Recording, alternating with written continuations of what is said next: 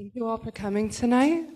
We are here to introduce the Venerable Robina Courtin, who has worked full-time for Lama Thupten Yeshi and Lama Zopa Rinpoche's organization, the Foundation for the Preservation of the Mahayana Tradition, since her ordination in the late 1970s.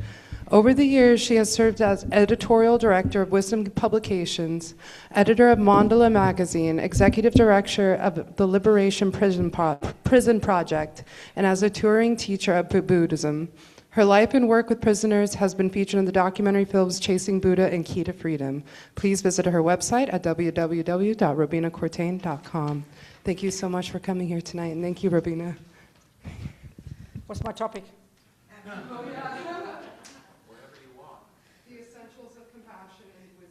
The essentials of compassion and wisdom, okay.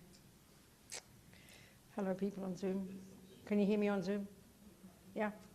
Okay. Good. Can't hear.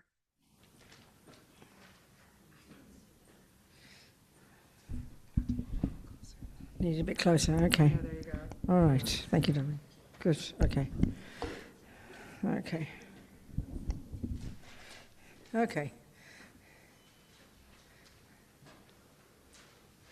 So we'll sing our little prayer to start, put ourselves in the right direction, set our motivation, as the Tibetans would say. We might say, state our purpose for why we're here together. It means that. So let's just think, it's actually to develop these two wings of the bird, wisdom and compassion. It's really the essence of the entire path. So listen, think about, contemplate, internalize if we choose to, this information. So that we can use these as tools and put it into practice in our daily life, and to help us perfect these two wings, which is really what meaning become a Buddha. Bird needs two wings, wisdom and compassion. So let's look at the relationship between these, okay? And we'll sing our little prayer in Tibetan, expressing some part of that. Sangye charang soke chognam la, jangchu baru dagni kyab suchi, dagi chonyen gipe sonam ki, drola penchir sangye drupa shok, sangye charang soke, jangchu baru dagni kyab suchi, dagi chonyen gipe sonam ki, drola penchir sangye drupa shoks, sangye charang soke chognam la, jangchu baru dagni kyab suchi, dagi chonyen gipe sonam ki, drola penchir sangye drupa shok.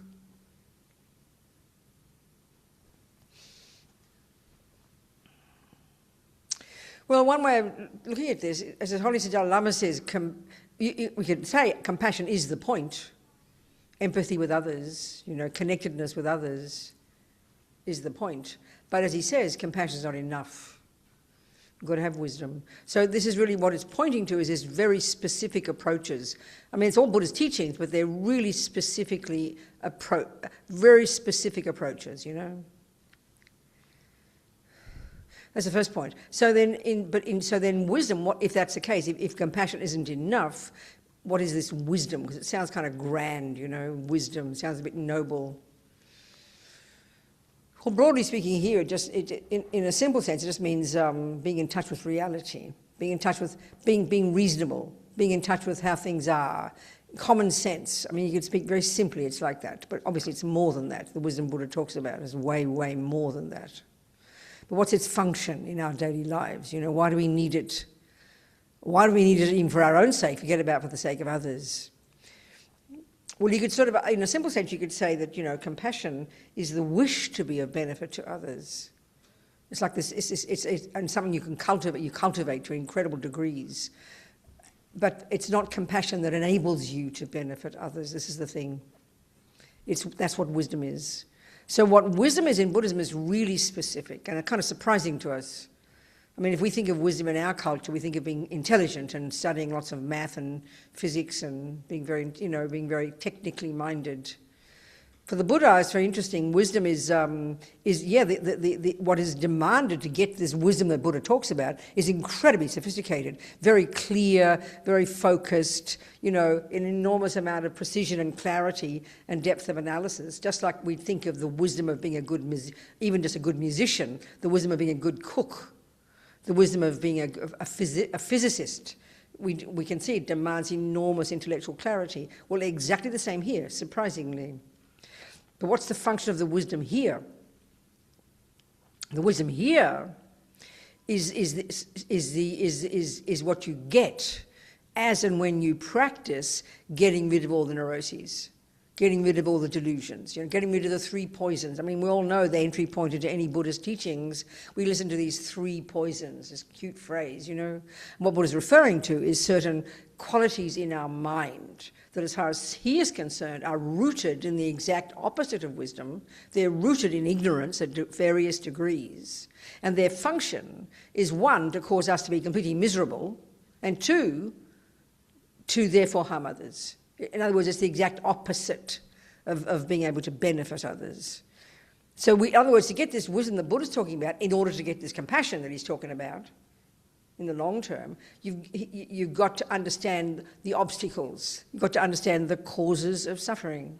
Because as far as Buddha's concerned, the degree to which we're caught up in this attachment and anger and all these other simple words, these very familiar states of mind that are central for him in his view of the world and view of what suffering is, and therefore how we get rid of it. These neuroses are completely running the show at the moment, and if you like, they're the voices of ego. And what have they got to do with wisdom? This is what's curious, Well, you could say that the final wisdom in Buddhism, is the wisdom that recognizes at a conventional level the interdependence of things. That's a very pleasing kind of concept to us, interdependence, dependent arising, This is the conventional way of saying how things exist. This is the conventional wisdom, when we're even a little bit in touch with the way that things exist interdependently. We're on the right track. And its relationship to compassion is fairly evident. So if you understand the function of masses of attachment and anger and depression and jealousy and low self-esteem and anxiety, which are a few of these afflictions that Buddha talks about, that we're all very familiar with, the function of these, first of all, is to make us totally miserable. That's clear. Check the last time you were angry or anxious or depressed. You do not say, wow, I'm so happy, I'm angry and anxious and depressed. We know it's the exact opposite. And of course, the key point for the Buddha, these states of mind are the source of our pain. Whereas we tend to think it's the thing that happened out there that triggered these states of mind that's the source of our pain. He doesn't argue the outside world doesn't play a role, but his crucial point, and this is the central point in the development of wisdom as far as Buddha is concerned, this is the absolutely central point in all of Buddhist psychology, the Buddhist path of practice, is that what goes on in the mind is the main source of both our suffering and of our happiness. So you could argue the wisdom wing is the work that you do just for yourself. If you're on the Hinayana path, which is the first stages of the Lam Rim, if you're on the Mahayana path, you know very well this presentation that we Gelugpas refer to as the Lam Rim, this stages of the path to enlightenment, all laid out very nicely. The first 2 stages of it are the teachings we share with the Hinayana path. They're exactly the same. What you'd be practicing in Burma and Thailand, maybe framed differently, presented differently, but it's the basic teachings from the Buddha's perspective about the Four Noble Truths, the teachings he first gave. There is suffering, there are causes, you can get rid of it, and how to do it. This is the method that you use to get your liberation from this nonsense, And one of the things that you're doing in getting this liberation from suffering is ridding the mind of these neuroses. And why would you want to do that? Because they cause you suffering. And they cause us suffering insofar as they cause us to live in la-la land. This is an odd thing to say. We would never think we suffer because we're not in touch with reality. But this is exactly bullseye for the Buddha. And once we understand this point, once we understand this key function of these neuroses, that they cause us not to be in touch with reality, and that's why we suffer, and that's why we're disconnected from others, then we're on the track, then we understand Buddha's path. It's a very specific approach, and it's not how we would tend to think in our daily lives, So what you get from lessening the neuroses during the first stages of practice. One is you become more fulfilled and less neurotic and more content and more joyful. And the bonus is you because you're breaking down these artificial barriers that these neuroses have created between self and other. So they naturally bring a sense of connectedness with others and therefore compassion. So, of course, then you're on the Mahayana path and you proactively then do the practices that increase this compassion. I mean, compassion and empathy with others and love and kindness will be a natural consequence of practicing the wisdom wing. The less neurotic you are, the more connected and kind you are to others. It goes without saying. But we can radically increase that. And that's the job of being on the Bodhisattva path, where you proactively practice and grow these incredible levels of virtue within us, the essence of which is love and compassion. So it's a way of presenting. It's a way of presenting, Buddha's approach to how you develop your mind, how you get happy and stop suffering, and therefore how you help others do the same, which is the essence of really what compassion is, So let's look at our ordinary daily life and how it's clear we need wisdom. Let's put this in real terms for us. We'll recognize it immediately. Let's say you've got an alcoholic brother. You love your brother. Love is a virtue. Remember Buddha's view of the mind. He talks about the neurotic states of mind and the virtuous states of mind. He makes a clear distinction between these two. We vaguely know it in our lives, but we don't talk like this in modern psychology. We know things like anger, depression, and anxiety, but they're horrible. We know things like love and kindness and compassion, and we know they're nice. We know that, but we don't make this distinction in our psychological models in the West. We don't talk like that, but that's the key point for the Buddha. So, what happened? I lost track of what I was going to say. I must have to make up something else. Where was I? What did I just say before? Huh? Oh, yeah, thank you. Perfect, thank you. Alcoholic brother.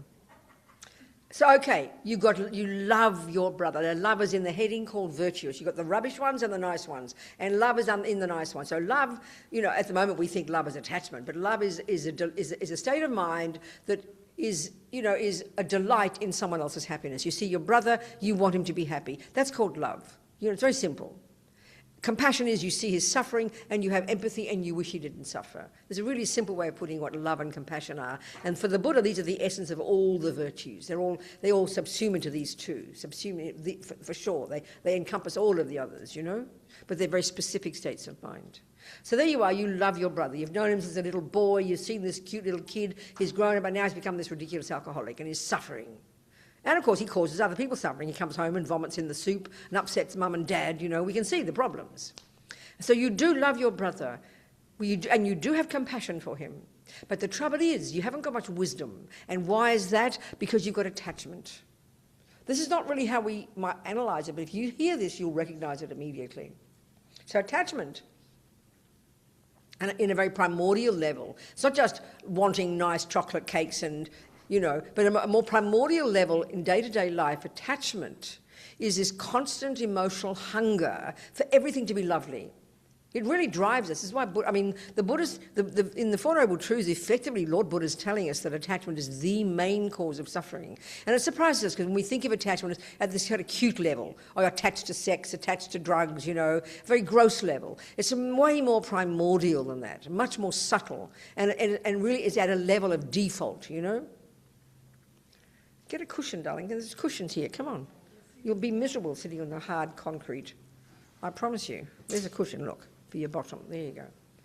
So attachment, in this case, your attachment is this, we don't articulate it at this level, but attachment is always there in day-to-day life. We wake up in the morning and there's just an assumption that everything should go nice. We know that. As soon as you stub your toe, the whole day's messed up, isn't it? There's an assumption that everything should be nice. The nice weather, the nice feelings, the nice coffee, the nice taste. You don't read ugly news. There's just this constant assumption that it should be that way, and there's this constant anxiety that it better be that way.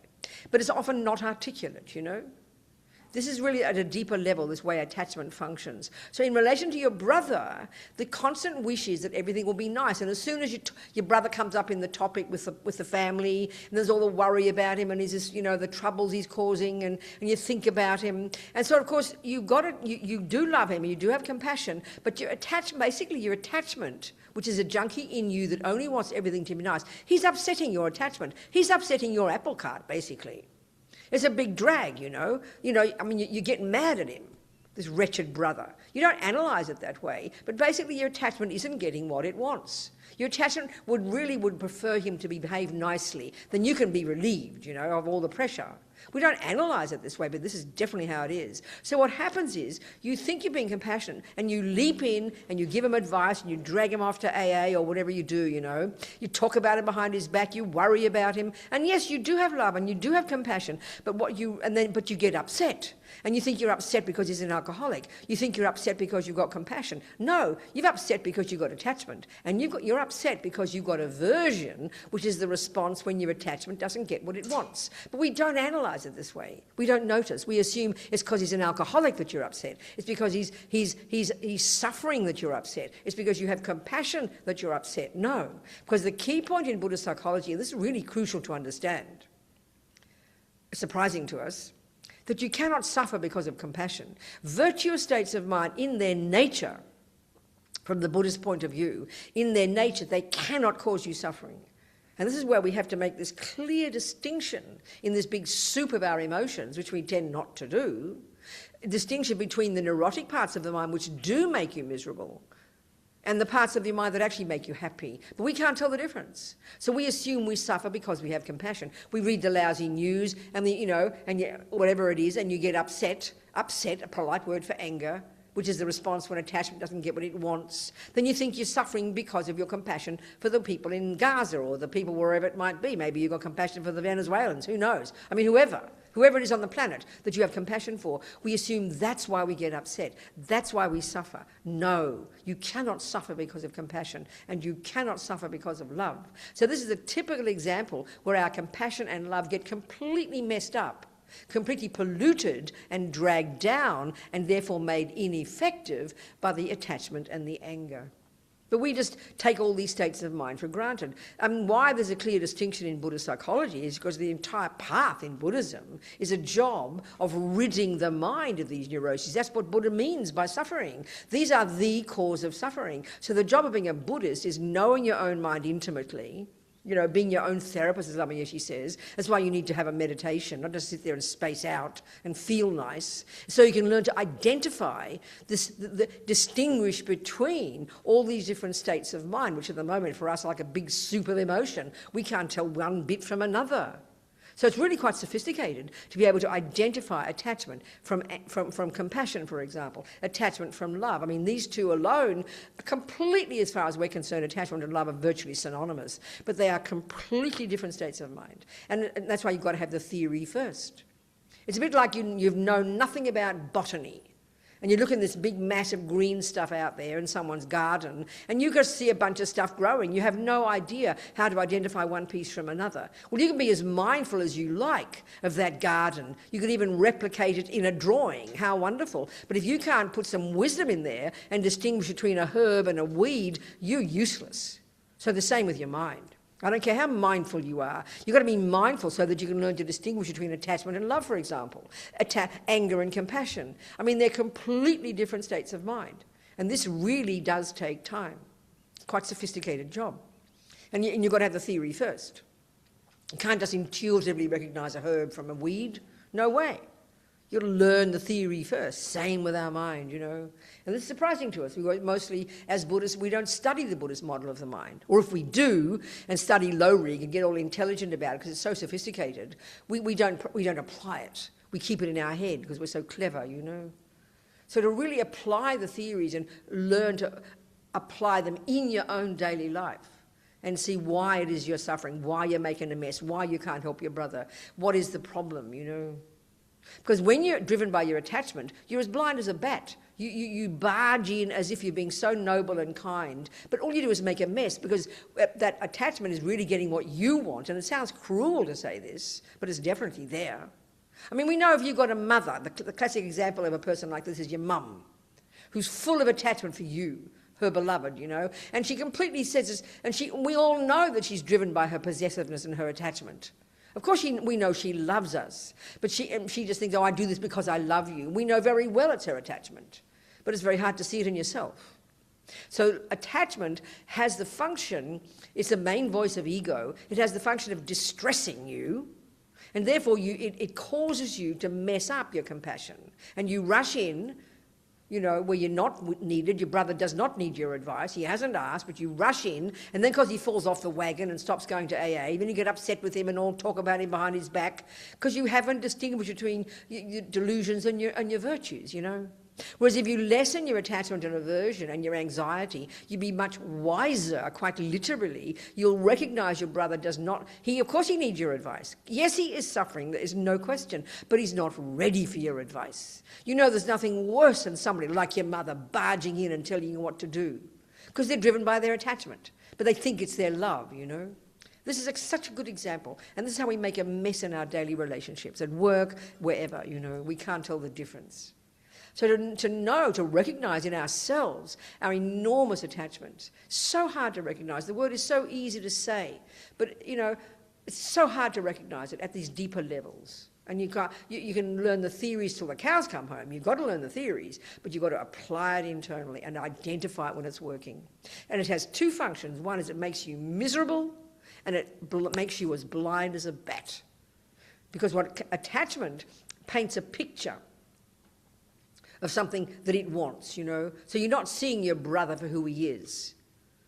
And then, of course, you exaggerate his badness, because the attachment, when you've got attachment for somebody, let's say you love your brother and you are attached to him as well, but he's not an alcoholic, then you just see this lovely human being. But as soon as he starts becoming an alcoholic, your attachment stops getting what it wants, and now your aversion takes over, and now that it paints an ugly picture, and all you do is talk about your alcoholic brother. You define yourself in terms of being an alcoholic. But that's just one aspect of him, because the delusions make a mess in the way they exaggerate. So if you're in love with somebody, he looks like a saint to you. It's divine. Because attachment paints this pretty picture, and it makes you blind as a bat. You can't see the other qualities they've got. And if you have aversion for somebody, you can't see their good qualities. You exaggerate. That's the key function.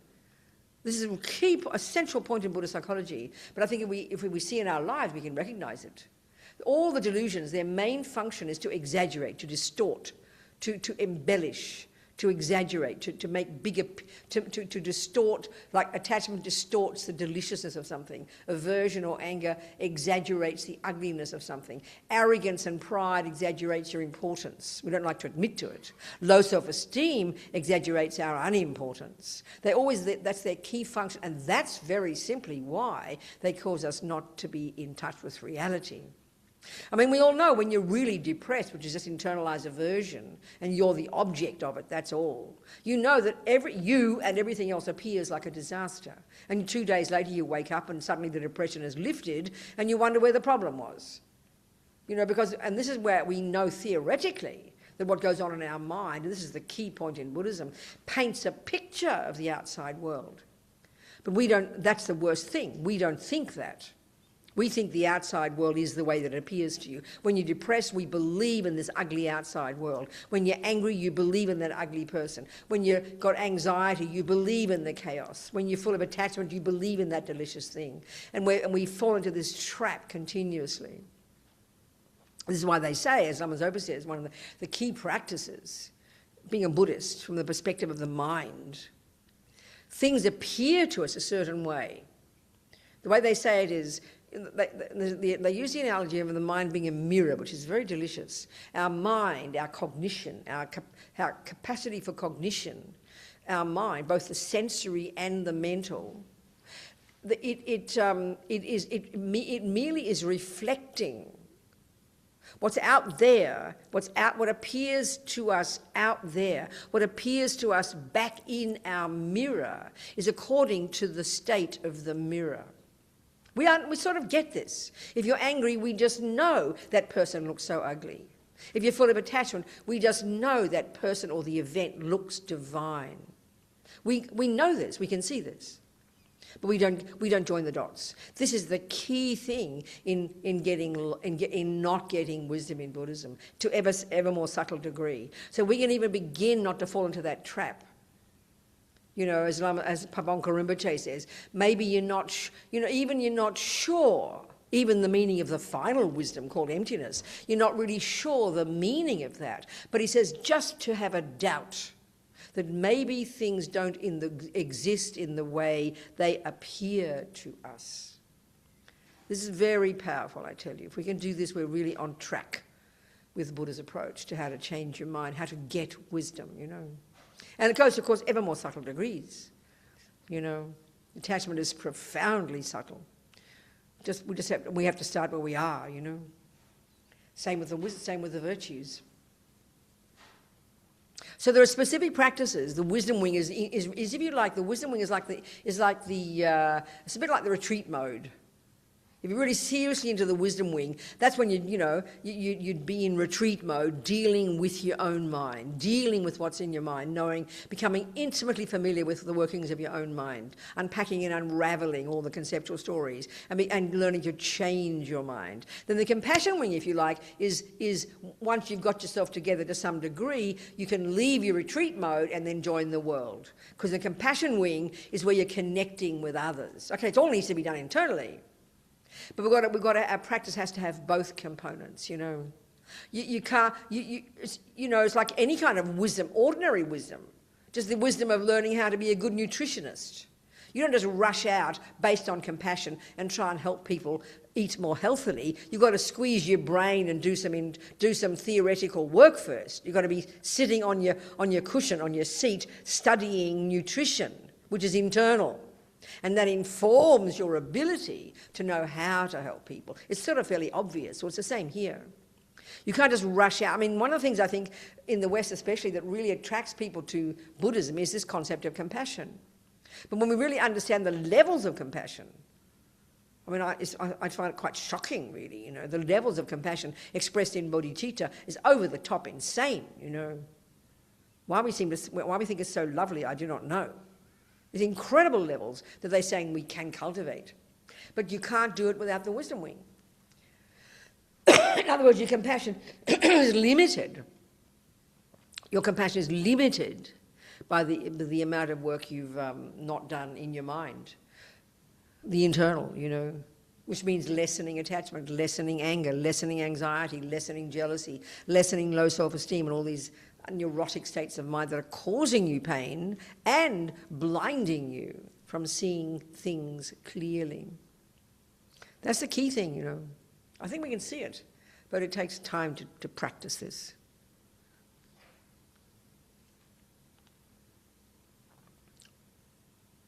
So the more advanced levels of compassion, when we read about them in the text, you know, the one of exchanging, you know, having the courage at a certain level when you're capable of actually utilising the problems of life and using it as grist for the mill of your development of compassion. These are like the concept of transforming problems into happiness, as they say. Well, as Pabonka Rinpoche says, you need to be a suitable vessel for these kinds of practices. So if you're already if you're just at the first stages of the path, like most of us, and you're in a regular relationship as a regular person, you're caught up in your attachment and your neediness and your expectations and your fears of losing the person and your worries and your anxiety and your jealousy, normal human being, join the world, you know. And then you hear about levels of practice on the compassion wing, where if someone abuses you, you learn to be happy to be abused. I mean, you know, if your therapist I will joke and say your therapist gave you that advice, you could sue them, you know. No way on the planet are we able to do that. That's a more advanced level. So if you read these, especially those like that text that's famous among the Tibetans called the 8 verses of training the mind, of how to deal with the difficulties of life, you know, how to make them part of your practice. You need to be a suitable vessel for this. There's no way on the planet that if you're still in an erotic relationship, in a victim mentality, no way are you, it's the wrong practice for you to think, oh, it's good that I'm abused. So in what way can you possibly imagine it's good to be abused? Well, this is where it comes both wisdom and compassion. That's why I always like to use the example of my friends in prison. This is where you can use both perfectly together. I don't know who it is, Shanti David or somebody said, you know, if you can change something, I mean, please change it. But what if you can't? And this is the point at the more advanced levels of practice, and actually everyday life it's like this. It's all very nice to say you can change something, but what if you can't? And very often we can see we cannot change that external situation. And this is where you have to know where you're at in terms of your practice. So we know the world's a crazy place. We know there are crazy politicians around and wars here and violence and suffering wherever you turn. So if we can change it, how amazing. If we can do something to make it better, wow. You know, but we know most of the time we can't. So what happens is we just go crazy. We get depressed, or we put our head in the sand, or we can't cope, or we get angry. We don't know what to do with it. We can't change it, and we don't know how to respond to it. I mean, this is both the wisdom and the compassion wing. So my friends in prison, you know, who don't have the luxury of leaving, even you're in the lousiest relationship, whether it's at work or at home. This is the tragedy about our minds, where we feel so hopeless. It's like we're in prison. It's like we don't think we have a choice. Whereas we in fact do. No one's locking us into that relationship, but it's as if we are imprisoned, isn't it? When things are going wrong, we're full of the jealousy, we're obsessed with the person all day. It's like going back, it's like going to a moth going to a flame, you know? We know this. We're locked in our misery in our minds. Whereas my friends in prison don't have the luxury of choice. They don't have the luxury of leaving prison. So you've only got really two options in any situation. Two options. Change the situation or change your mind. But most of the time we can do neither. We're completely paralysed. We're hopeless. You hate your job. The boss is horrible. And it might be true. So I tell you about my lousy boss and you suggest that I leave the job. No, why should I leave the job? He's the horrible person. He's got to change, not me. Well, then if you're not going to leave the job, Robina, how about changing your mind about the job? How about deciding, given that you can't change the job, you can change your anger about the job. You can learn to interpret it differently. You can learn to reassess what's being reflected back in your mirror, which is really what daily practice is. No, I can't do that. Why should I change? No, it's true. He is lousy. This is how we mostly are. We're paralysed. We can neither do the internal work of changing our mind, nor change the environment, you know. But my friends in prison, they know they can't get out of prison, so they change their mind. And that's how they get happy. This is the point that we know so many stories of so many people who are able to do this, but it's impossibly hard for us, you know. We know theoretically it's true. If we're trying to be good little Buddhists, we read all the books and we read all the stuff. We hear about the Dalai Lama, we hear about all the people dealing with their suffering and changing their minds and learning to be happy. But it seems impossible, you know. And this is the wisdom wing and the compassion wing completely mixed together. You can see this. So what I'm getting at here is the more advanced level for these bodhisattvas who have, and this is the levels of compassion that are very hard for us to conceptualize. Right now, the compassion we have, if we think about the entire world, we really only have compassion for innocent victims with respect to us. We have compassion for little dogs who get kicked and children. Pretty much. But as we know, if we start to read the Bodhisattva teachings, this is why bodhicitta are over the top, you know, it's outrageous. The Buddha's saying what we're trying to accomplish in the long term is compassion, empathy for every living being. So how can you possibly know what even that means? That's why we've got to go right back to the wisdom wing to look at the Four Noble Truths, because that's where Buddha tells us about what suffering is, because compassion is empathy for someone who's suffering. Well, let's analyse suffering, please. Let's define what suffering is. So as we know from the First Noble Truth, there are three kinds of suffering. The first one is the only one we posit. And Buddha calls it the suffering of suffering. It's when the bad things happen.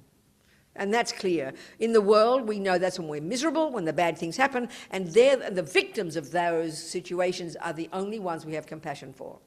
We have compassion, and they have to be innocent. I'm not being sarcastic, it's true. For us, as far as we're concerned, there are two groups of people having a war, you know, but we only tend to have compassion for the group that we prefer. Isn't it? We know that. So the Buddha's saying there's three levels of suffering. The second kind of suffering, which is a really tough one, it's a really tough one, is the suffering that's caused by attachment. But forget that one. But if we look at if we have the Buddha's view about karma, then we're all in the same boat, being born life after life after life, based upon the actions we've done in the past, bumping into each other again and again and again. The people who are kind to us, we bumped into them again and again from being kind to them and kind back. And then the people who are mean to us, the same thing. We keep bumping into each other and experiencing the fruits of our past actions with each other. So even this alone, they say the bodhisattvas have such unbelievable compassion for us ordinary sentient beings. Forget about because we haven't got bodhicitta, forget about that we haven't realized emptiness. But the compassion they have is because we haven't realized karma. We haven't realized cause and effect. That every sentient being, every dog, every victim, every oppressor, every good person, every bad person is experiencing the fruits of their own past. That we are our own creators and we keep bumping into each other, experiencing the fruits of our past relationships. We're not victims, innocent victims of them. There's no such thing in the biggest sense of an innocent victim. On a conventional sense, yes, of course it is, So this is an intense one for us in the West. I think it's the one thing we don't particularly like, this view of karma. But if we want to take the big picture in Buddhism, if we want to look at Buddhism from the big picture point of view, the whole of Buddhism would collapse into a heap of incoherent nonsense if you don't factor in karma. It's a huge one. I think most Buddhists in the West don't even think about karma and don't want to know about it. And that's fine. You can be a 1% Buddhist, no problem. But if you really want to have the bigger picture about the Four Noble Truths, what suffering is, what are the causes, and therefore why people suffer, and therefore how to have compassion for them, and therefore whom to have compassion for, which is everybody, you can't have that unless you have the view of karma, So with no view of karma, the only ones we have compassion for are the innocent victims. With the view of karma, the bodhisattvas have even more compassion for the oppressor, for the harmer, than the harmed. The harmed has just finished their karma. The harmer has just begun it. And this is a whole dimension of compassion that, unless we think through the view of karma, is literally meaningless, In our ordinary world, in the materialist world, with a philosophical view of materialism, there is no reason, there's no logic whatsoever to have compassion for the pedophile, to have compassion for the harmer, for the murderer, for the rapist, for the bad politician, for the thief. There's no logic whatsoever, none whatsoever. So that's up to us, what levels of compassion we're trying to cultivate, It's up to us. So I've said a few things here. How about ask me some questions? People? Any questions? I've said a lot of things, actually. Raise your hand if you have any questions. You got to talk to the mic so long when people can hear you. Anybody on Zoom? Questions? Just any old question. Yeah, go Eileen. Hang on a second, darling. Eileen. Eileen. Yes, thank you, Robina. Can you hear me? Can't hear you, sweetheart. You can't? Eileen on Zoom there. No, you can't hear me. Okay. Maybe you again. No. Can you get Eileen? Can't get her. Okay. Talk, Eileen. Let's hear you. Oh, can you hear me now? Can't hear you yet. No. All right. Okay. That's Can't all hear you. right. Hang on, darling. All right. Here you go. Talk. Oh, can you hear me now? Surely. Yes, good. Thank you.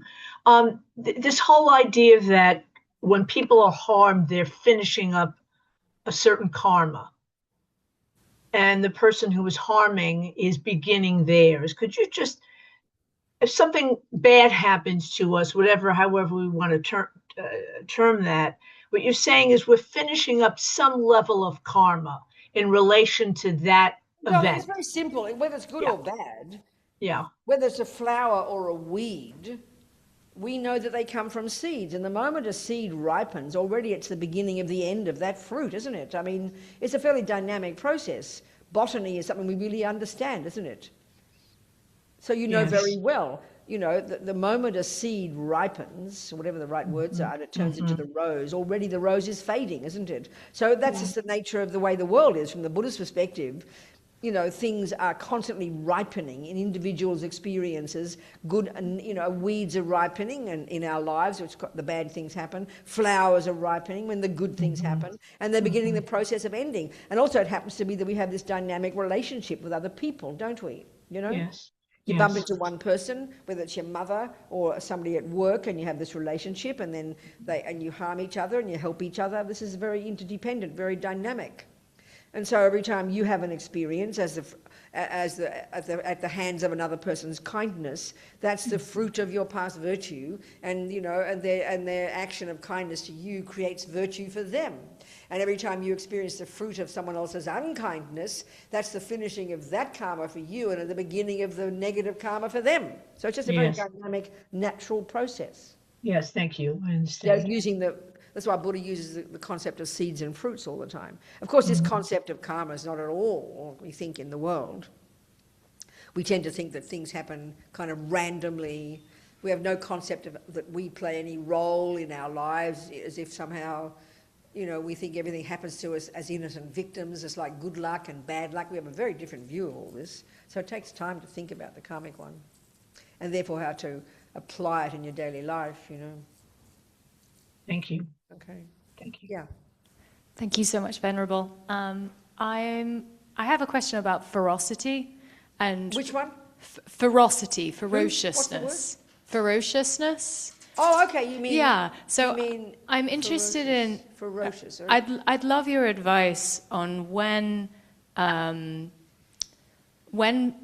confrontation is actually an act of compassion and wisdom, and how to distinguish between that wisdom and compassion, ferocity, a bit like how we're surrounded by these Buddhas and Bodhisattvas, and there are some ferocious manifestations. Right. So the question is very specific. What's And the question? when is that truly compassionate, and when is it just attachment again, rearing its ugly Well, that's head? what you have to learn to know your mind. I mean, the normal way we are, a normal person, without, just not trying to say, not even like a Hitler person, just like a normal person like you and me, who hasn't maybe done, let's say we haven't done much internal work. We've got a bit of attachment which wants what it wants what I want every day, and then when it doesn't get what it wants, depending on how strong our attachment is, we're going to have aversion, annoyed, upset, or even angry. All depends on the person, and that's normal daily life. We're living in wanting, everybody wants what they want, and then we have this response of aversion or annoyed or frustrated or angry or even depressed. There's a whole spectrum, which is a response when attachment is thwarted. Look at the world in that way, you can see it. So then, if you have a very volatile personality, a very ferocious personality, when your attachment doesn't get what it wants, you're going to scream and shout, right? And so it's coming naturally from an I-based place. This is a normal world, nothing special. So now, there you are, starting to try and practice. And you're the kind of person who's got a dynamic personality, and you can see that you get angry easily when your attachment doesn't get what it wants. So you've got to do the practice. You've got to start to look into your mind. And that means learn to recognize the attachment, recognize the anger, recognize the jealousy, and you do this inner work, really full-on intense, of lessening those neuroses. So it's only then, when you are capable of really being in charge of your mind, and now you add compassion to the mix, and you're a mother, and your child is not doing what you want. For the fourth time, you've said no more chocolate, but this time you're more in control. You do have compassion for that child. You got your mind under control, and you will consciously act like you're angry. Go to your room. I told you no more chocolate. You can't do that if you haven't practiced. That's all. It's obvious. You understand? I do. Is part of it not being kind of personally or egotistically... What? Is part of it not being personally or egotistically invested in the outcome? Like you are... That's another way of putting giving up attachment. Attachment wants what I want. And it's completely spontaneous. And the millisecond it doesn't get what it wants, depending on your personality, it'll be volatile, screaming, shouting, or it'll be annoyed, frustrated, upset, or it'll be, internalized and become depression. So you've got to know your own mind really well. But everybody has attachment. And if you've got attachment, honey child, it won't get what it wants, guaranteed. Therefore, you will have aversion. It's so simple. So we have to learn to see our own personality, what we are like, and work on this. And of course that means attachment is completely got everything invested in what it wants. Of course it is. So to even do a mild application of being firm with somebody without being angry, that's pretty advanced. You've got to be pretty humble, and you've got to know yourself well. Thank you. And Really helpful. you don't fool yourself. Do you understand me? I do. Thank you. Yeah.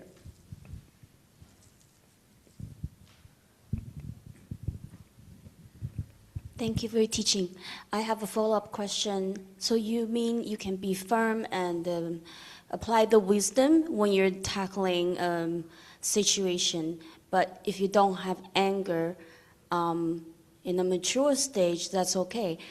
For example, I have the experience of my family overstep my boundary over and over again. What do you mean by that? Give an example. Example, I didn't want to talk about personal matter that is very vulnerable. With like a mother or sister or something? Sister. Okay, so you said no. So what did you respond? How did you respond?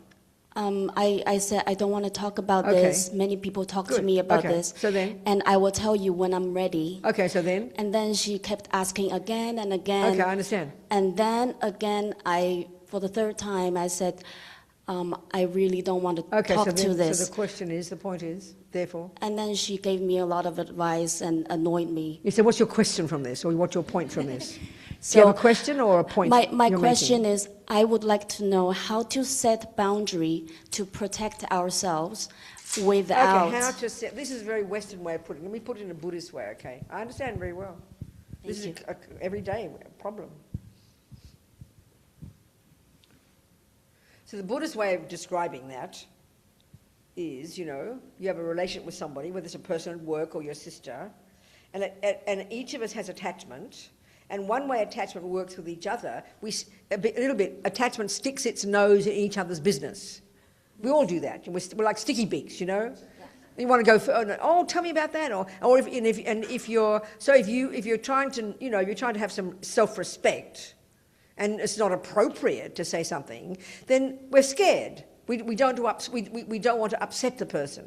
So so it's very difficult for us. So we have to be very conscious. Like with that situation, you can't be that way unless you really practiced. So you've got to practice having self-respect, and you've got to practice.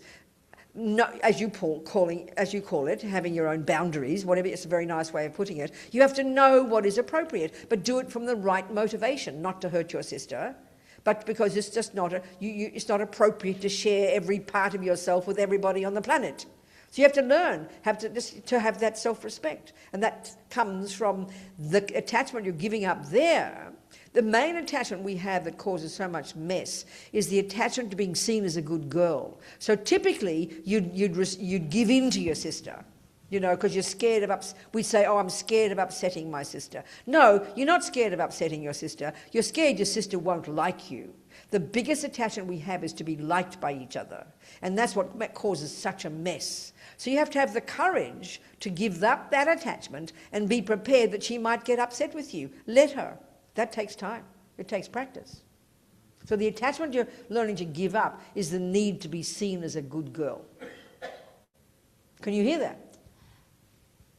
So with, for example, your boss, What? then another example is with your boss, you want to set boundaries so you don't get bullied at work. Well, it's the same example. So what's the difference? The difference is it's very hard to set this boundary. Yeah, but you're just repeating the question. I'm giving you the answer.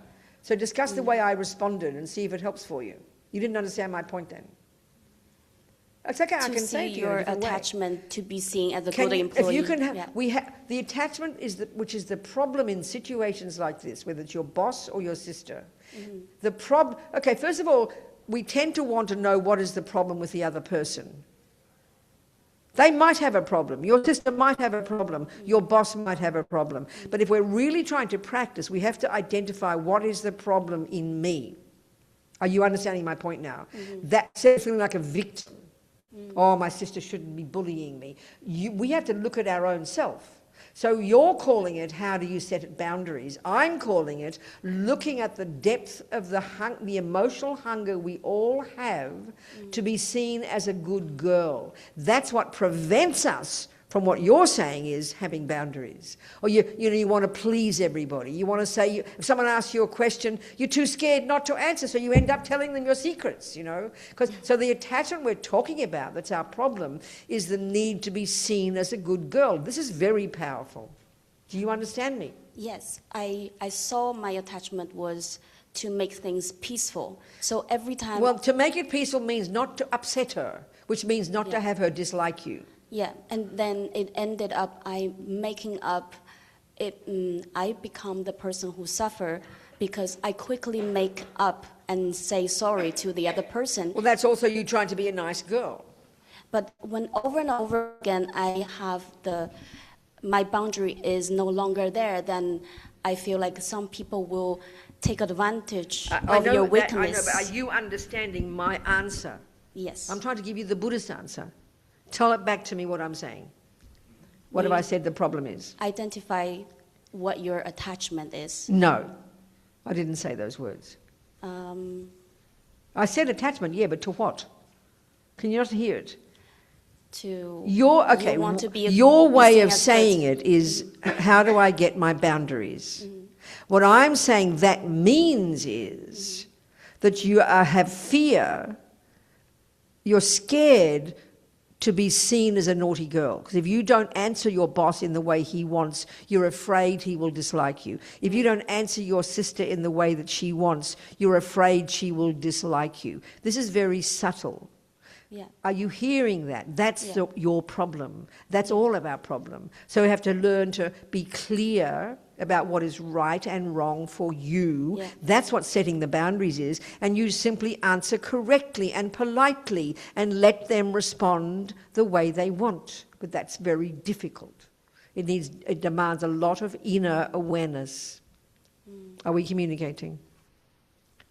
Yes. And the next step is we just do the right thing. Well, eventually. Yeah. This attachment is quite hard to recognize. It's quite subtle. Yeah. It drives most of our relationships, the need to be seen as a good girl. Every second, even walking down the street, we're worrying what people think about us. You're driving the car, you're worried what people think about us. You're with your sister, your mother, your boss. There's so deep in us, always checking what the other person is thinking about us. And we always respond accordingly to try and make them like us. It's very hard to see this. It's very deep inside us. Thank you. I will see that and check. All the time, checking. All the time, and then I will do the right thing for myself. So you do the right thing for yourself, and eventually you do it you do it kindly for your sister. Yeah. You'd be kind to your sister. You'd be able to make a joke about it or change the subject. But if you feel weak and she'll keep bullying you, that's because you are feeling weak. Yeah. But if you're feeling clear and strong, it won't worry you. But it takes time to practice. It takes time, darling. Thank you. What else, people? Donna.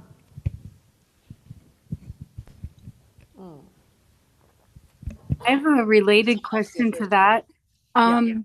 In terms of boundaries, like when people don't... Can you hear me all right? Thank you so much for the sharing. I am curious how we talked about attachment, but how was someone on an individual level? How was someone on an individual level without attachment in the Buddhist practice? How would that look like? I'm a bit lost in what you're saying, darling. Say it in a different way.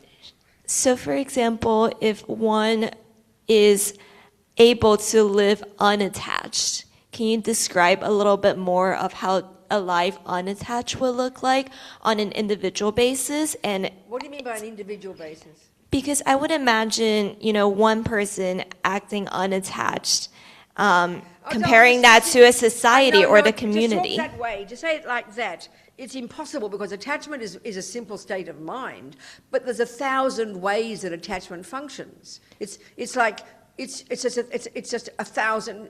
Attachment is one state of mind, but there are 1,000 objects of attachment, and there are levels of attachment. So the obvious level of attachment, that's the grossest level, is attachment to the sensory objects, attachment to food and sex and music and physical experiences. That's the obvious level of attachment, and that's bad enough. Look at how we're dominated by food, you know. I mean, one of the signs of attachment is you think about the object all the time. I mean, if you're attached to video games, believe me, video games are in your mind all day. If you're attached to sex, sex is in your mind all day. Most of us have food in the mind all day. Do you understand? So that's a gross level of attachment. That's a really gross level. What I'm talking about here is a way more subtle level. The need to be seen as a good girl is a very subtle level of attachment. Are we communicating?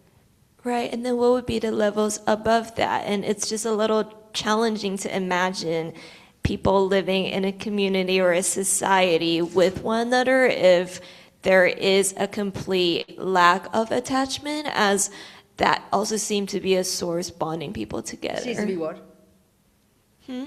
Sorry, can you say that again? What did you say, darling? That last bit, what did you say? I just find it a little hard So basically so I've got a feeling when you talk about a person who's got no attachment, I think what you're doing is throwing the baby out with the bathwater and imagine a person who's indifferent and unconnected and uncaring. That's a mentally ill person, and that's not what I'm discussing. See, because the trouble is because you're mixing attachment with love, and attachment with kindness, and attachment and compassion. So when we think of giving up attachment, we throw the baby out with the bathwater and think that I've got to give up love and communication and compassion. No, the opposite. So the distinction in the Buddhist psychological model is to distinguish between the neurotic states of mind, and attachment is a deeply neurotic state of mind, but it's so pervasive in all of us we don't even recognize it. It's eye-based, it's emotional hunger, it's needy, it's always dissatisfied, it's always demanding, it's self-centered, it's possessiveness, it's manipulation, it's controlling, it's got a multitude of qualities, attachment. It's very hard to see it, and it pollutes all of our good stuff and prevents us from being happy. So it takes a lot of inner work to distinguish even what it is. So how would like a harmonious, peaceful state without attachment but with compassion and love look like? So what would it look like? If you had to some degree given up attachment and anger and jealousy and anxiety and depression and low self-esteem, a half a dozen examples, okay? And that means you'd be incredibly content within yourself, you'd be very fulfilled, you'd have incredible self-respect, you'd have what we call in the world self-compassion, you'd be very satisfied, very joyful, you'd have enormous love and compassion, you'd be intelligent, you'd be you'd be an amazing, wonderful human being. Regardless of where they are physically and what regardless of what? Regardless of the physical state. Hell yes! That's the point, honey child. Right now, we're these little junkies of terror. The smallest thing that goes wrong on the outside completely freaks us out. But when you've given up attachment and anger and neuroses, you're a happy guy whatever happens.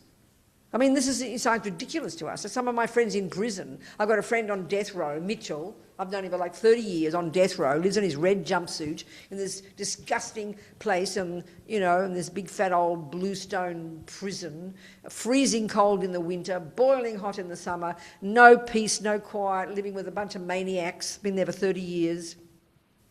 The food is beyond disgusting. There's no sense objects that give any pleasure whatsoever, and he's a happy guy because he's worked on his mind. I mean, it's good to have examples, extreme examples. He's a content person because he's worked on his mind, because he can't change the outside, which is garbage. Do you understand me? Are we communicating? Petal. I think so. She's looking shocked. Are we communicating? Then I guess when you're not in such a physical state and there are a lot of low level but enjoyable stuff, how do you... I'm not saying give up. No, you're not. No, you're not. I'm not saying you don't have nice sex and good food. If you have less attachment, you'd have much better sex and enjoy the food far more. Because attachment makes you like a junkie and greedy and needy and miserable and manipulative. Are you communicating with me? But the degree to which you've also got kindness and goodness and compassion, that blinds us from seeing our attachment. You can see some people who it's evident, they're like the narcissists and the psychopaths and the completely self-centered people who are always miserable and misuse other people. When it's more naked like that, we can see the suffering of attachment and anger. But if we're just like a regular person with regular attachment and anger and nice compassion and a good life and pleasant people, it's very hard to see it. So it doesn't mean chuck the baby out with the bathwater. You can have your money and your boyfriends and your sex and your whatever if you're really skillful, but you'd be far more happy. And then if it all goes, you'd still be happy. Are we communicating? Yeah, okay, thank you. What, darling? We are a little bit. But one step at a time, sweetie pie. You've got to see, listen to me, wait, let her have the mic still. You've got to see the advantages of this. Otherwise, it's not meant to be giving up suffering. It's not meant to be giving up happiness. It's giving up suffering, but it's hard to see it. If our life isn't that extreme, like in the guy in prison, it's hard to see what I'm talking about. Do you understand me? So one step at a time, darling, to see some advantages too. Yeah. Hi, my Hi. name's Cameron. Okay. This is my first time here. Okay. Thank you so much. I want to go back to the alcoholic brother. Yeah. How do you know when to do something or to let it be? No, exactly. That's the point I'm talking about. Put in the simple way, when it's coming from your own neediness, which is hard to see. It's coming from your own fears and anxiety, and you're worried about what mum and dad think, and you're worried about what the world thinks. This seems like compassion, but often it's just neurotic. And that's what prevents you from seeing your brother. What I mean is seeing, is he ready for your advice? That's all. It's very clear. If we're so full of this wish to make him better, and we can be this way, we can see this. You are full of compassion for him, but you're not. But you're pushing too hard. You're not noticing that he just doesn't want your advice, and you know that with other people when we talk to us. People are always telling us what to do, and, we should just back off and mind their own business, and we don't want their advice. We do that to each other all the time, especially family. What example would a compassionate, driven motivation be to intervene in a situation like that? Is when you know that the advice you give him will be useful. I mean, basically, okay, if he's about to kill somebody, intervene, please. I don't care if you're attached. Just intervene and stop him killing. Very helpful. But to give a person advice about stop being an alcoholic, they've got to be ready to hear your advice. And a good sign of whether they're ready is they bloody well ask you. If they're not asking you and you knock on your door, I want to help you, brother, they'll tell you to go off and mind your own business. A person's got to want to be helped.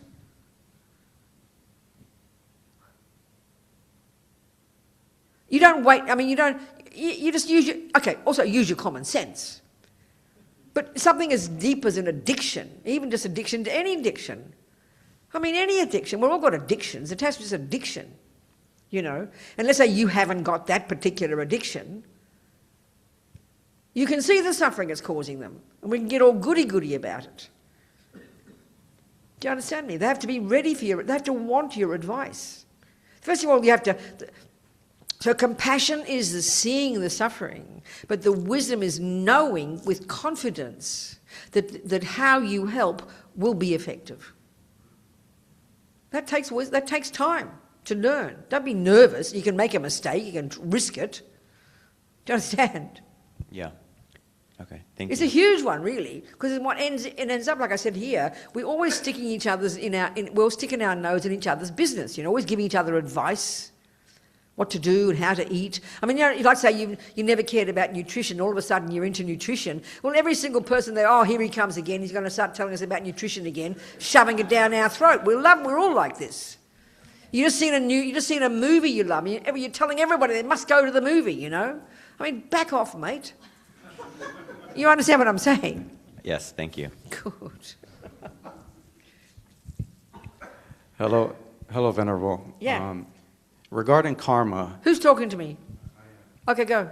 regarding karma, would Yeah. you say that I have attained this life because of past seeds I planted in previous lifetimes, and therefore I should be very conscious and mindful of the way I'm carrying on in this life, knowing that it's going to have a direct correlation to a life I may attain? Yeah, I mean, in the simplest sense, if we think of karma as like, yeah, of course. It's like the Buddha's view is every millisecond of whatever we think and do and say, whatever we think and do and say, every millisecond of whatever we think and do and say is the very process that is constantly producing you. You're constantly sowing as many moments in a day of thoughts as many seeds you're planting in your mind. It's just the way it is. It's a natural law for the Buddha. It's a natural law. So everything you experience in this life, the type of body you have, the mother you got, the friends you meet, how people see you, how people treat you, your own tendencies, your experiences, every tiny one of them is a fruit of a seed you planted. So as His Holiness the Dalai Lama says, karma is like self-creation. Which doesn't mean our parents don't play a role, but there's no concept in Buddhism of a creator.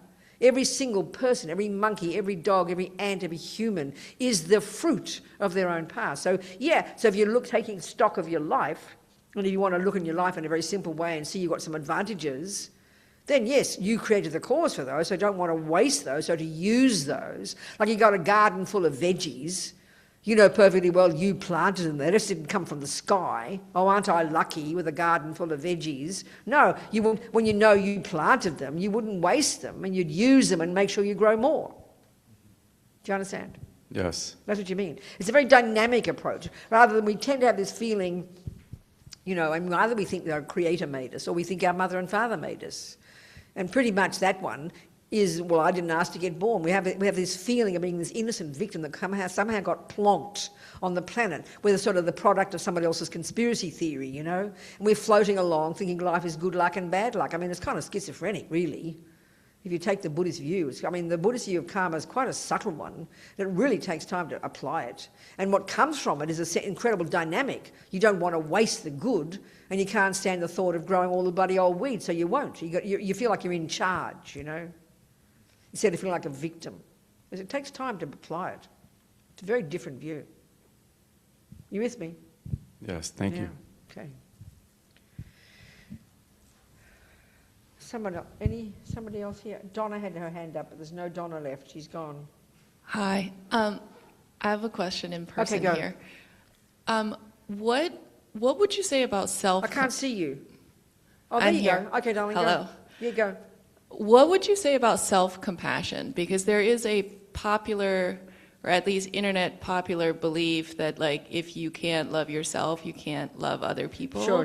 But in the Buddhist view, there's also obtaining the selfless state. So how do I square those two concepts together? Oh yeah, no contradiction at all. They don't. Strictly speaking, in the Buddhist talk, there's no such concept of self-compassion. It's too weird because compassion by definition is empathy for another. But it's based upon this wisdom wing, and if you like, the degree to which you put yourself together, the degree to which, like I just said before, how you'd be if you weren't attached and angry and jealous and depressed. That's the practice of self-compassion. How you help yourself is by giving up attachment. How you help yourself is by giving up anger. How you help yourself is by giving up attachment, anxiety and low self-esteem and self-loathing and arrogance and all the dramas, because they're the cause of your suffering. So that's really, the wisdom wing is like the practice of self-compassion. It doesn't sound like that to us. That's because if we recognize what causes our suffering, attachment and anger, giving it up is the cause of your happiness. So that's on a relative level. And then as you increase this job of getting more and more wisdom, so one of the functions of all these neuroses is they make us they're coming from a very strong sense of a separate, concrete, set in stone me. lonely, bereft, cut off, miserable, poor me, self-pity. We all recognize this. And that's a function of all the neuroses, and especially the root one, which is this concrete sense of a separate, set in stone, permanent, unchanging me. So as you loosen the grip of these branch delusions, if you loosen the grip of attachment and anger, you're loosening the grip of that neurotic sense of self, and you're becoming more happy and less self-centered, more happy, more connected to others, and therefore you're getting a sense, literally, of you're giving up the sense of a separate self, which is really the business of what selflessness means. You're realizing that interdependence is how things exist. When you're miserable, there's a sense of cut off, lonely, bereft, separate, poor me. I mean, we know that, you know. But as you lessen the neuroses, you get a sense of connectedness with others. And one of the consequences of realizing emptiness is you feel connected to others. There's no separate sense of self. When you realize emptiness, when you've got the final wisdom in Buddhism, there's no sense of a separate I. You're blissful and radiant and connected to others. Are we communicating? I think we are. So would it be, does it follow then that the goal or like the intention to be compassionate towards others is to help them see their fantasies clearly and rid of their Say that attachments? Again, what? Say it again, what? So to be compassionate towards others. Yeah. Is that essentially to help them achieve the wisdom state? No, darling, okay. I understand. If we were talking about nutrition, and you get the wisdom of nutrition, the more you have wisdom about nutrition, the more it informs your ability to have compassion for people who don't have wisdom, right, isn't it? And you'll help them get nutrition, in a simple sense. So those who don't understand how to count, if you get more wisdom and know about mathematics, and you can have empathy for others and see the disadvantages because they can't count, so you can help them count. So wisdom can be very specific, yeah. It's a certain area. So here the wisdom we're talking about is the wisdom that comes from being miserable. When you're full of attachment and anger and jealousy, one, you're miserable, and two, you're mean and nasty to other people. So when you lessen your own neuroses, you become more fulfilled, therefore more connected to others on a most basic level, and you can see their pain, you can see their suffering, you can see their isolation, you can see their depression, you can see their loneliness, you can see them stuffing themselves with too much food. So you have empathy because you can see they're miserable. So according to your capacity, you help them. You help a person by giving them a piece of cake. You help them by giving a piece of advice. Depends, you know, what people need. It's very practical. Are we communicating?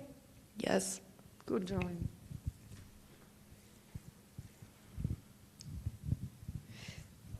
But you can't have compassion for others until you, and this is why you could say the wisdom wing is self-compassion. You can't possibly. You can have compassion for somebody who doesn't understand nutrition, meaning they're eating badly. You can have compassion, but you can't lift a finger to help them until you get the wisdom to know how to do it for yourself. You've got to do it yourself. You learn the nutrition. You learn to see the suffering of eating the lousy food. And that's self-compassion, and then that informs your ability then to have compassion and help that person with wisdom. And your wisdom, we're talking here, grows to tremendous degrees of clarity and, you know, that Buddhism would say we can cultivate. Do you understand? What else, people? Anybody on Zoom? Hi. Someone else? Yes, sweetheart. Yeah, talk. hi. Yes. Okay, so I think like on a primal level, there are some attachments like the desire for life that are operating subconsciously. Desire for what? Like to live and survive, you know, like to do what? On a Darwinian level, like survival. Well, forget Mr. Darwin. The Buddha would say it's attachment. Never mind. Go on. Attachment to life. Go on, you know? never mind. Go on. That is an attachment, but that's some of what gives us our identity as a human being or as a creature with life, in a way. And sometimes I think having a goal is what directs life forward, in a way. So, say it again. What, darling? having a goal or a vision. Like, I understand that that would be an attachment, but having a goal for some things that I might want in my life, for It example. doesn't have to be attachment, no. Wanting something is not the same as being attached to it. Attachment is neurotic, needy, I-based, manipulative, possessiveness, fearful, controlling, all of those words we know in the West, they're all functions of attachment. So if you have given that you're a human being, due to past virtue, the Buddha would say, due to past lots of virtue, you got born as a human being as opposed to a dog or an ant, okay? So due to past practicing virtue, you've got positive qualities, and you have intelligence, and you have wisdom, and you have kindness, and you have compassion, and you want to do something useful with your life. As long as, if it's based on kindness and the wish to make the world a better place, well, go for it, baby, nothing wrong with that. What drives it is most of us have attachment until we're quite advanced.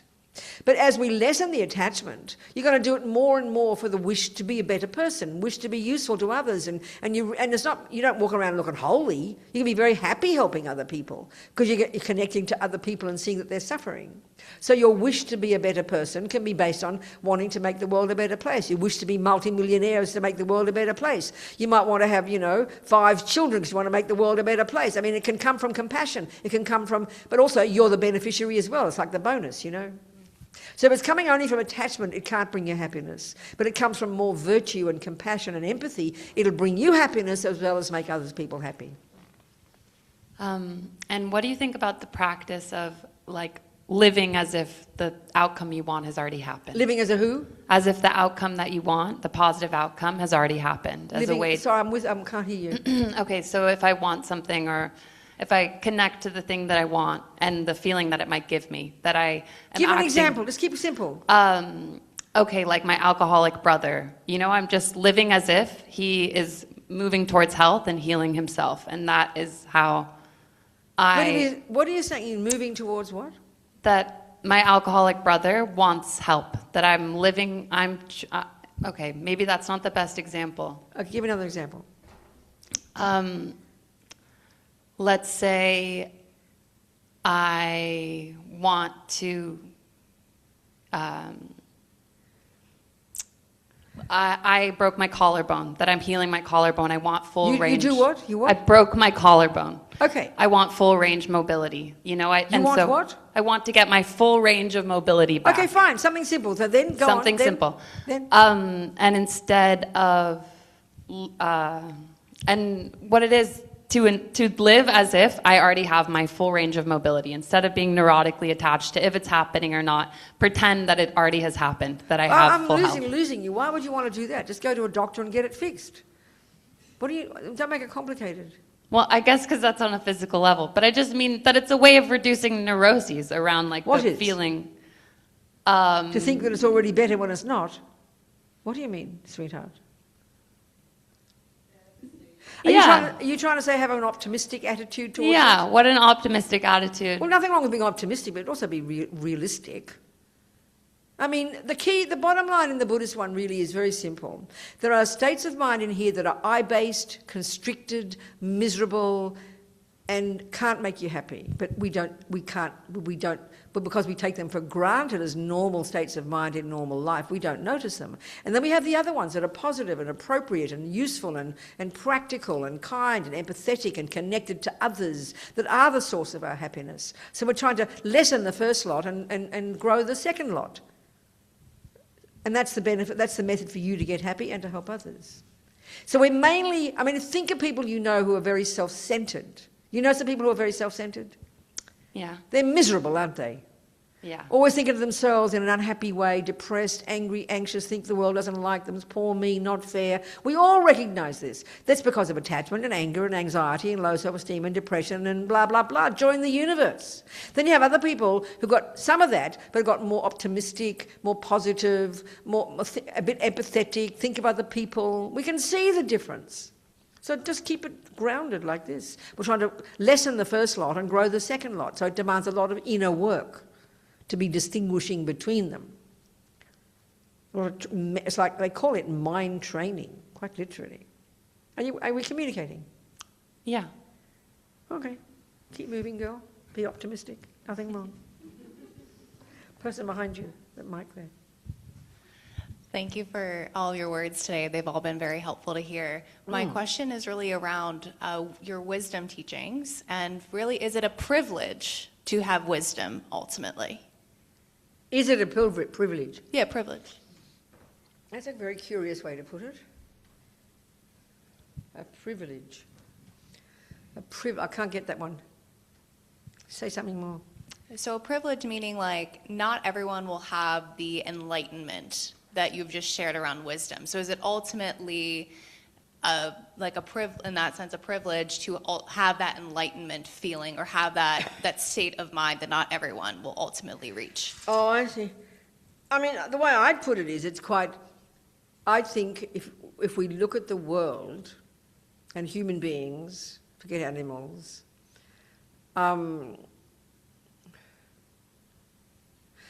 to be a person who's truly trying to know their own mind, take responsibility, not blame other people, have confidence, have self-respect, and learn to be patient and loving and compassionate and productive on the planet, that's unusual.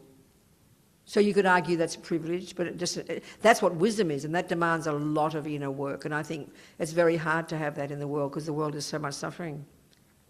I think very few people have that. I think we should be very humble if we have this wish to improve our minds, to become a more happy, wise person so we can be of benefit to others. I think that's, if you want to call it a privilege, I'd say that's an unusual thing. Thank you. I mean, are we communicating here? We are. But we've all got the potential. Everyone's got the potential naturally. A lot of teachings in Buddhism about the nature of mind is such that these neuroses are not at the core of our being. So that's what gives us confidence to know that we can help other people, no matter how desperate, because everyone's got the opportunity to change, to become conscious. There's always something we can do to help others, not to be arrogant about it. Are we communicating? We are. Good, darling. In other words, I think the thing is, as Lama Zopa said one time, it sounds very shocking, the vast majority of all humans on the planet have absolutely no idea that what goes on in their lives, that what goes on in their mind plays any role at all. In other words, the suffering we all have is that we really believe it all comes from the outside and we're an innocent victim and our mind doesn't play a role. So this wisdom we're describing here that's pretty profound, that your mind does play a role, and by changing your mind, you can change your life. I mean, so many of the good therapies in the West talk this way now, you know. Are we communicating? Yeah. But it's hard when we know what it's like when one day is wrong, when one day is bad, everything looks like a disaster, and you think it's a joke to say change your mind. It's easy to be swayed by the intensity of the external world, you know. We can see that, the suffering of it. So it takes courage, a little bit every day. Yes. I have a follow-up question on self-compassion. Yeah. So suppose that I start a regular meditation practice, and with time I begin to see habit patterns in my thinking that are resulting in suffering for myself. Yeah, that's right. Exactly. I think that I heard that I need to give up those habit patterns, but in the same way that my alcoholic brother will benefit from giving up alcohol, but he can't. Yeah.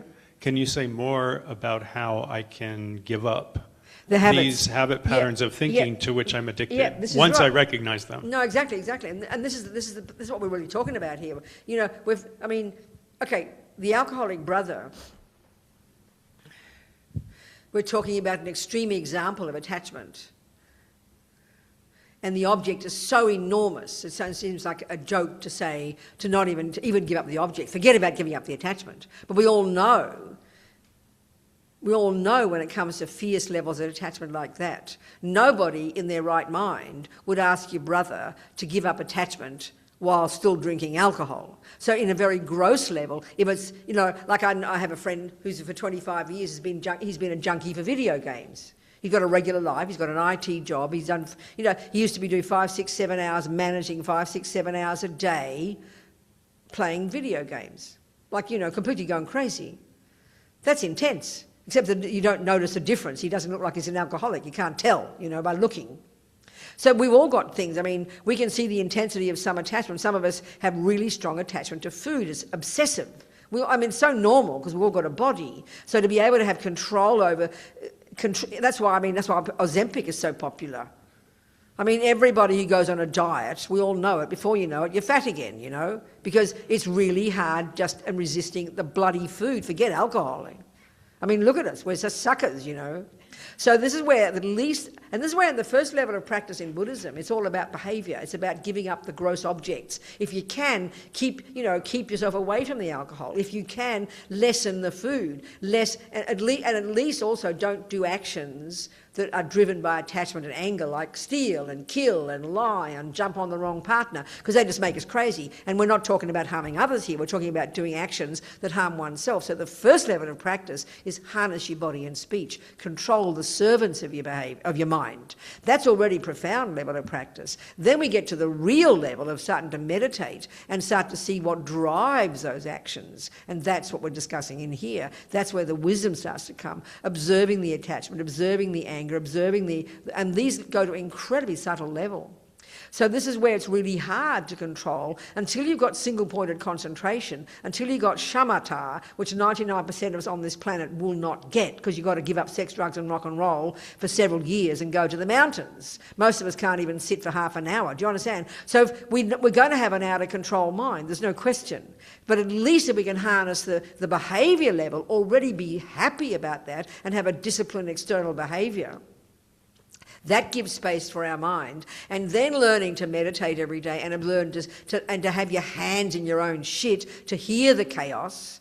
And this is normal behaviour. It's normal how we all are. But the real practice then is we can't, is first we have to recognise the attachment, recognise the anxiety, recognise the angry thoughts, recognise the low self-esteem thoughts, recognise the jealous thoughts, and that's what comes in time. So we can't stop them because the mind is not that advanced, but at least we can learn to identify them but not believe in the story, which is the thing I was saying before. What happens is now when anger arises and you're mad as hell at your wife or whoever it is because she's slurping a coffee yet again, and I'm talking simple things here. The simplest thing, you walk down from your cushion in the morning, you go to breakfast, and there she is slurping her coffee. And they all say that these are the sounds that want to make people kill each other, It's personal sounds out of the mouth. Not even farting, I think it's out of the mouth, So there you live with this human being who slurps her coffee. I mean, my God, what a practice. So then at least there, your mind's gone berserk. You had your nice meditation, and suddenly aversion arises. But at least the miracle is you're catching it. And then if you can, and this is the practice that we can when it comes, you argue with it. I mean, you got all your roommates, right? Attachment is one of your roommates. Anger is one of your roommates. Jealousy is a roommate. Love is a roommate. Patience is a roommate. Kindness is a roommate. So you bring your positive roommate out. Your kindness, it's okay, Fred. She just, she enjoys it. You talk yourself through it. You become your little mini therapist for a half a second and you calm the anger down before it vomits out the mouth. This is a miracle of practice. And then, so you catch the main little ones in the day, you stub your toe, an annoyance arises, and you grab it. It's only the toe. I mean, they're the kind of day-to-day type things. But some of the stuff, the minds are obsessed. Our minds are obsessed all the time. So one of the things is we have to learn to live with it. It's like a pain in your knee. You can't change it. So you learn to interpret it differently. So we also can learn to listen to the thoughts, but not give them so much power and not be scared of them. Let them run rampant, like some crazy guy outside the door. Let him shout and yell, but you don't buy into it. You don't give it power. That's a tremendously powerful practice.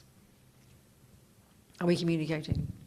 I think so. I really, really appreciate your example about my suffering coming from my mental states. Yes. So I've spent 40 years believing that everyone else is the source of my problems. There you go. And I live in a society with billboards that tell me that if I have a problem, all I have to do is hire a lawyer to punish the other person. No, that's exactly right. So your teaching makes 100% sense to me, and I have 40 years That's right. Inertia That's exactly right. to overcome, right? That's exactly right. Well done. Join the club, honey.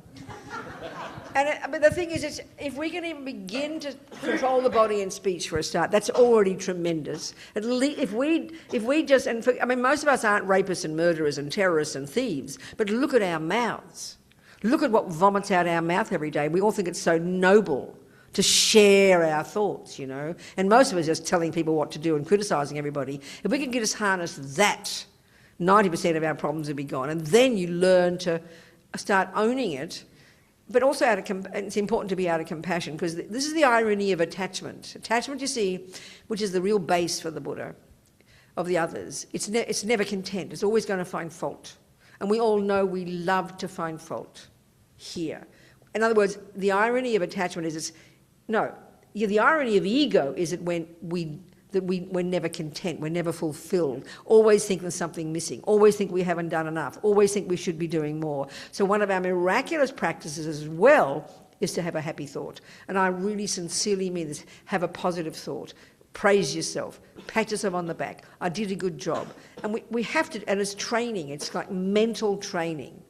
In the same way you train yourself to play the piano every day, you train yourself to learn the theories, the same here. You train your mind in having let the negative thoughts be there, don't buy into them, and have positive thoughts. And bring out the good roommates. I swear to you that's such a powerful practice, I can't tell you. And if you want to say self-compassion and self-love, that's directly an example of that. Give yourself a break. Praise yourself. You're doing well, not bad.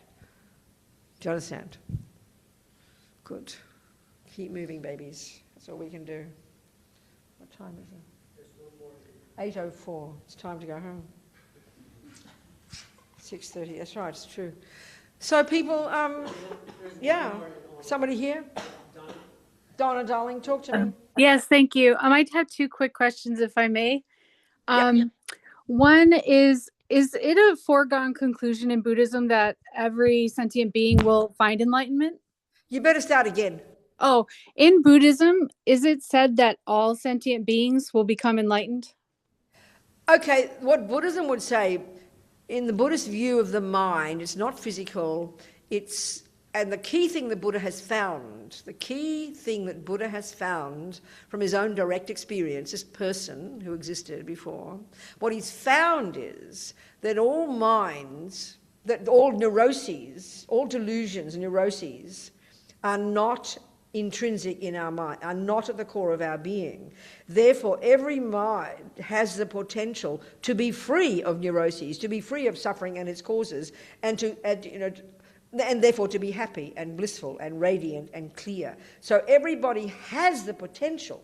That is what gives you the courage to never stop trying to help. But whether people get around to doing the job of doing it and just look at the world, and I don't think the evidence is very encouraging, whether they're doing it or not, but the fact that everyone's got that potential, that should encourage us to never give up helping others. Thank you. And may I ask one other thing? Yes, sweetheart, go. So when we were talking before about personal boundaries, well, this lady did. I don't use those words. Yeah. Okay. But when people know you're a Buddhist, they might have different expectations. Like a person is a Buddhist, they might have other expectations for, like, there should be no boundaries, all generosity, Sorry, etc. I've got a cough. I can't hear you. I've got a cough for a second. Sorry. Hang on, I've got a cough, so I can't hear you. Hang on, just let me cough for a second. Sorry. Go on, start again. Oh, yes. So if someone knows you're a Buddhist, they might not expect you to have personal boundaries. So is the Somebody knows you're a Buddhist, but what? Maybe they are expecting you not to have personal boundaries because of that. What do you mean? What does that mean? Like, what do you mean, darling? Like, they expect you to just hand over whatever they want from you because you're a Buddhist and you're supposed to be generous. Well, that's their problem, thinking that. Okay, what's the question? I guess, like, should you become a better model of, or should I become a better model of being a Buddhist? Honey, child, come on. I mean, come on. Okay. Please, just because you say you're a musician doesn't mean you're a good musician yet. Okay. So it's okay to be a bad Buddhist. I'm just kidding. I mean, if you're going to, I've got to walk around looking like a Buddhist with me with a bald head and my bloody 14th century robes.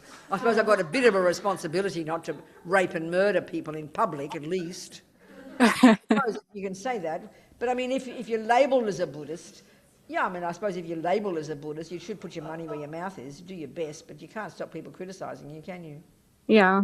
But so, yeah, I guess that's the point is like, you don't have to hand over everything just because you're a Buddhist. You can still have No, personal darling, boundaries. come on. Thank you, Okay. Donna. Thank you. Okay, Donna. Thank you.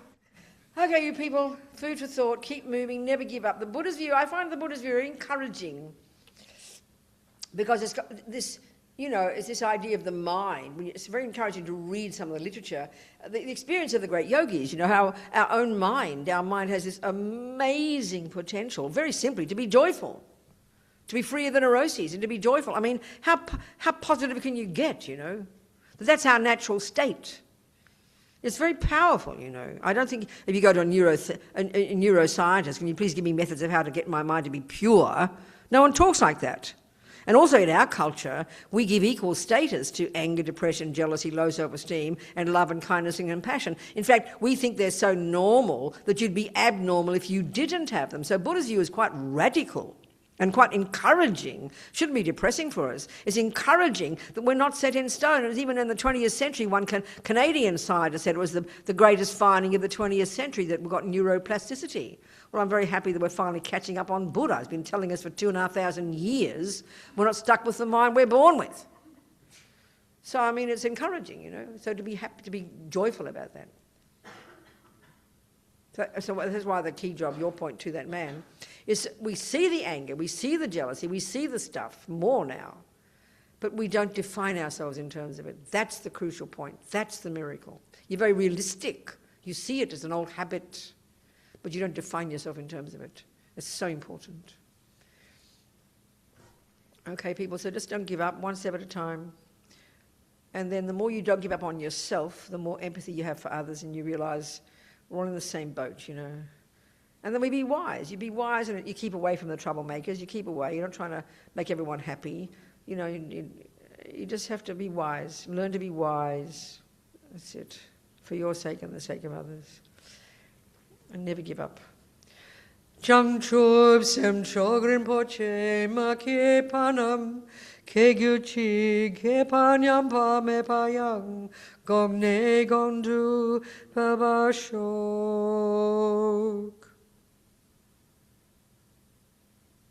That says, may compassion grow and grow in the hearts of all. Okay? Thank you, people. Nice to see you all. Thank you, darling Zoomers. See you next time.